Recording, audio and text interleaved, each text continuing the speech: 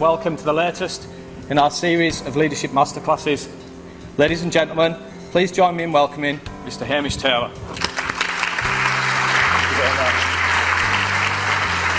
Leadership, we tend to think about how we lead, and there's a lot of work that's done on, what's your leadership style and how good are you with people and all that sort of stuff. That's fine, but what are you leading? For the sake of what? Where are we trying to go? Because if you haven't decided that, there's no point in thinking about how you lead if you haven't decided where you're trying to go. And what I found in BA, in Eurostar and in Sainsbury's Bank was the first 6 months was spent actually deciding where I was trying to lead the team to. Forget actually concentrating on the leadership at this stage, because without that goal, you don't know what you're doing.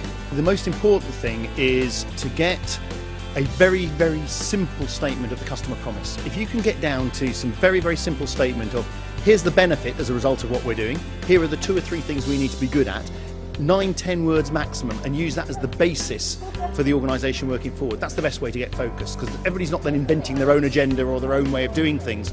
You're working to one agenda, and it's a very, very simple, short, sharp statement. Benefit, 2 or 3 reasons to believe that benefit. You play a bit of football, don't you? I said, yep.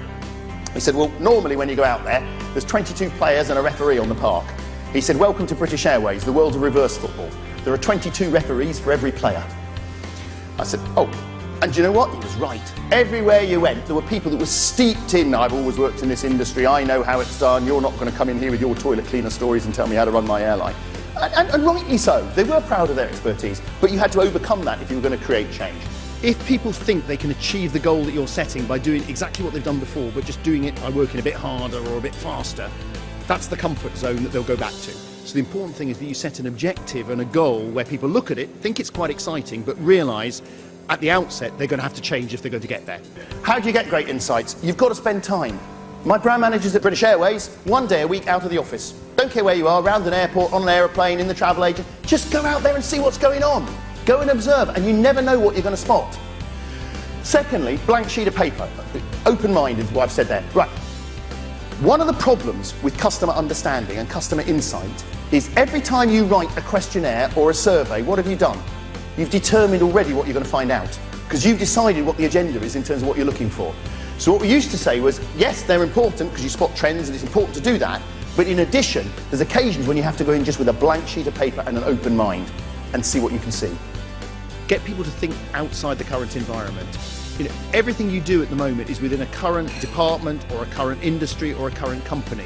Innovation is about doing something different. So unless we change our frame of reference and look to other environments, we're really not going to do anything radically different. As we get more senior in our organisations, by definition we get slightly further away from the customer. It's going to happen. We're getting more senior, we're getting involved in other things, we're a bit further away from the customer than we might have been. Okay? At the same time, what's happening to our decision-making power? We're getting more and more important, we're making bigger and bigger decisions. So at the time in our career when we're making the biggest decisions we've ever made, we're probably furthest away from the customer than we've ever been.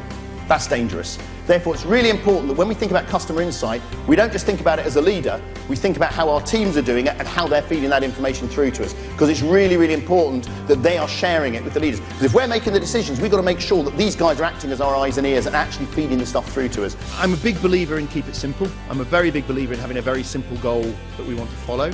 It's about enthusiasm. I'm much more of a carrot man than a stick man. I mean, for me, it really is about, this looks quite exciting, it wouldn't be fun to go after it. The idea is to build confidence in people that they can get there. You don't build confidence in a team by telling them every time they're getting it wrong. You build confidence by catching them doing it right and then helping them to do it right again next time.